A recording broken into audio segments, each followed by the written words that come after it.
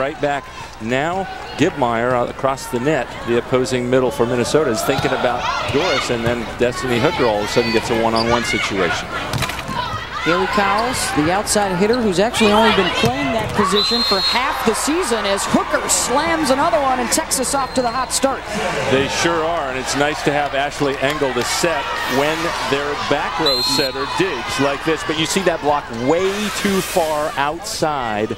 The block has to move way in for Minnesota because Hooker's tendency is so much angle. Even though she is capable of hitting lines, you want to force her into her second or third most favorite shot, into something a little less comfortable. Hooker is the Big 12 Female Athlete of the Year, can touch 10 feet 10 inches, so she is up above the rim, a basketball rim, by about a foot on a volleyball net that is 7 feet 4 inches. And look at her getting up quickly to slam it home again.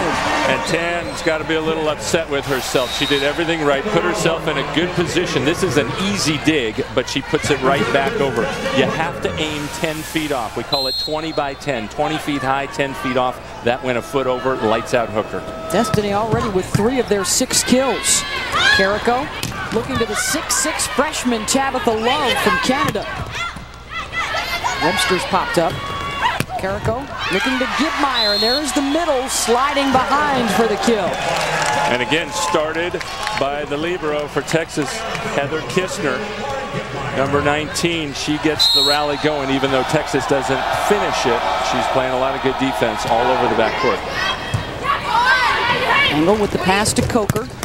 We'll try and set up the freshman Bailey Webster. Good defense again from Minnesota. The back row attack is successful from Cowles, the junior from Eden Prairie, Minnesota, who became an outside hitter when her roommate and best buddy, Brooke Dieter, left the team for personal reasons in mid-October. And what a story for Cowles. She was a defensive specialist for 2.5 years.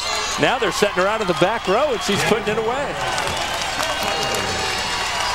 It's been quite a roller coaster ride for Minnesota, and in fact, longtime head coach Mike Hebert said it's been one of the most enjoyable times of his 30-year career to watch his team come together in the last month despite all the adversity, as Texas picks up the point. And there is Mike Hebert, 34 seasons. This is his 5th trip to the national semis as a coach. But after all of those seasons, to say that the last 4 weeks have been that rewarding is really exciting. He was saying his players were really nervous in yesterday's practice, but his first Final Four here, or his first national semifinal, was about him. Now it's about his players, and he really enjoyed relaxing them after being so tight in the practice yesterday. Hebert is a remarkable story on his own. He is dealing with Parkinson's disease, has been for the last few years, but it doesn't seem to slow him down at all, and has really put together a team that has found its way in the second half of the season. One of the rare times Destiny Hooker got stopped barreling down the middle, that back row set she loves to hit. Some call it a bick, depending on the height, or a pipe, because it's going right down the center of the court. This is Taylor Carrico. She is the only Golden Gopher with national semifinal experience. She was actually a player at Southern Cal 3 years ago and set them in the national semis. Transferred to Minnesota before this season. NCAA volleyball, you are allowed to transfer, and if you get your release, don't have to sit out a year. Carrico, back row to Cowles. And Carrico's talking about it a little like a study abroad program when you come from Southern California and then have to weather that Minnesota winter. Coach Hebert said it's a little funny watching her try and pick herself through the snow on campus. They've got Carrico from Southern Cal, and they've got Christine Tan, who's from right here in Tampa. Both had to pack their long johns before they went up to school. Big swing from Rachel Adams, the 6'2" sophomore from Cincinnati. The Texas setters trying to get their middle attack going. We've seen several sets already go to Jen Doris, and now Rachel Adams. That will open it up for other hitters on the outside, like Julianne Fawcett and Destiny Hooker. She is the only new starter from last year's national semifinal team, replacing All-American Lauren Polini in the middle, as Texas picks up another point, and now the Longhorns are back on top.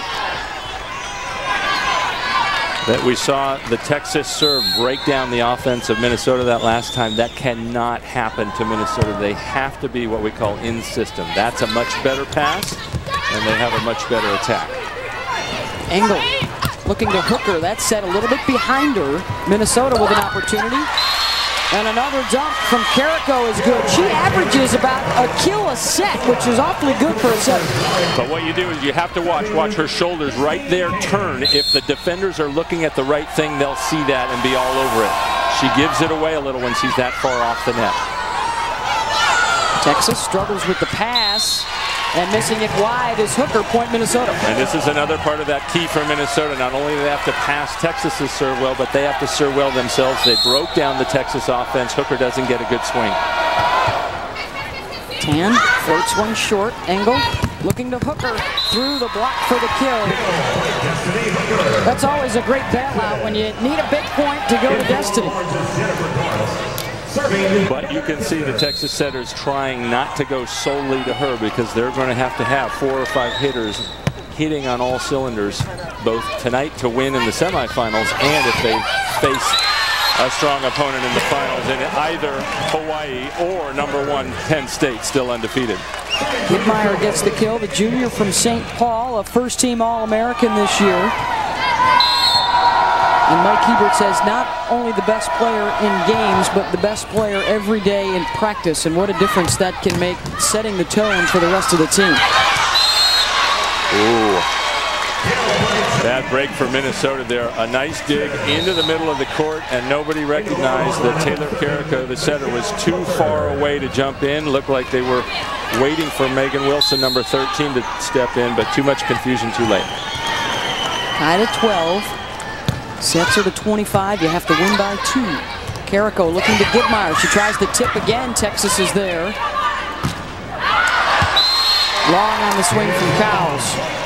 Well, one of the important things to be a good outside hitter, and Cowles has done a great job in helping her team go 14-2 since she took over that position. You have to make good decisions. That was not one. She couldn't get a point standing on the floor and hitting from 12 feet off, so just keep it in, make Texas play. Whitmire tried to power it through the block, kept alive by Texas, and then Hooker cuts it cross court. And that'll show you what her height plus her jump can do. Completely caught by surprise, the Minnesota defense. They did not expect Destiny to be able to hit that kind of angle in a broken play. 5th kill in the set. She is already at her average. We're not even midway through the first. Whitmire, again effective sliding behind. That's her 3rd kill. She's got over 1,000 in her 3 seasons. And Whitmire has to be on. She gets so many attempts, an exceedingly high amount for a middle hitter. And then, of course, up at the net with her now, Tabitha Love will also get a lot of attempts. Service error gets the point for the Longhorn. Texas with the lead over Minnesota, 15-13. In set #1 of our national semifinals here in Tampa. When we come back, the fight song in Austin is Texas Fight. And that's what the Longhorns have been showing on the road to the semifinals.